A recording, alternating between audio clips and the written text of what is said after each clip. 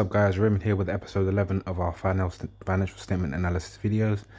What we do in these videos are we analyze the top 3 financial statements relevant to our company, those being the income statement, the balance sheet and the cash flow statements. And we attempt to get an overall picture of how well the company has done in the past financially, how well the company is doing at the present time, and how well the company will do in the future. So without further ado, let's get into the key ratios of the stock and let's see how the company is doing with regards to generating cash as well as profit. So in the 2020 financial year, the company done a good job with revenue. It managed to earn around 1.5 billion euros, and it managed to maintain this revenue figure over the next 2 financial years, with the addition of the revenue figure increasing only slightly at a steady pace over the past 3 financial years.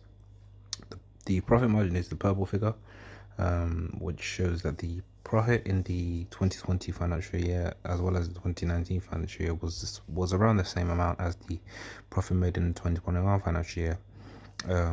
It's definitely a good thing to have around the same level of profit in each financial year consistently, as well as some earnings growth. But without further ado, let's get into the balance sheet, which depicts the company's total liabilities as a ratio to the company's total assets, as well as how the company manages cash flow. So with the balance sheet, total assets is what the company owns, which is a light purple figure, and the total liabilities, that includes debt, etc., is the dark purple figure. I always suggest that a debt to asset ratio of around 50% is a good start and a healthy amount of debt to have. It also helps investors to make a decision as to whether or not to invest, without the deterrent of being afraid of dividends or generally the company growing at a slower pace due to the amount of cash that needs to be paid to creditors. So as you can see, the debt to asset ratio is just above 50%, around 70% consistently over the past 3 financial years, which I would say needs to improve. Is one thing that the company can do to improve, to be able to reduce the amount of debt and hopefully increase the amount of assets, and therefore they can keep a larger percentage of the cash that they generate.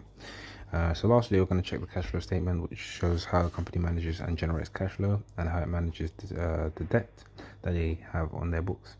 So we're going to get into more detail. So in the 2021 financial year, the company managed to generate 87.24 million euros in net income and had cash flows of 212.08 million euros from operating activities. From investing activities, the company spent 197 million euros, 203 million euros of which was spent on capital expenditures.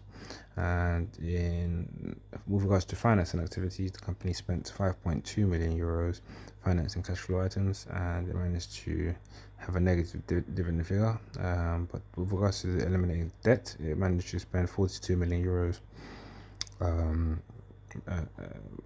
removing debt from its balance sheet, and that helps with regards to having a lower debt to asset ratio and being more attractive to potential investors. So without further ado, I'm going to close this video. Thank you guys for watching, and I will see you in the next one.